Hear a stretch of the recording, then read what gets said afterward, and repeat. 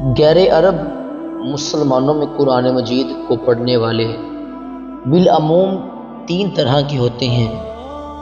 ایک وہ جو قرآن کی زبان سے آشنا ہیں اور اس کے اصل متن کو سمجھ کر تلاوت کرتے ہیں۔ یہ ظاہر ہے کہ تلاوت قرآن مجید کی سب سے بہتر صورت ہے۔ دوسرے وہ جو قرآن کی لغت سے تو واقف نہیں ہے، تاہم اس کتاب یعنی قرآن مجید کو ہدایت سمجھنے اور اس سے استفادہ کی خواہش رکھتے ہیں، چنانچہ وہ اپنی زبان میں موجود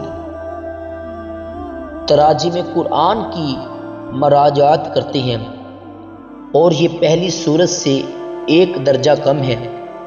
تیسری وہ لوگ جو قرآن کی زبان کو تو جانتے ہیں، نہ ان کے پیش نظر اسے سمجھنا ہی ہوتا ہے، بلکہ وہ بغیر طلب فہم کے محض الفاظ قرآن کو عربی ہی میں اپنی زبان سے ادا کرتے ہیں۔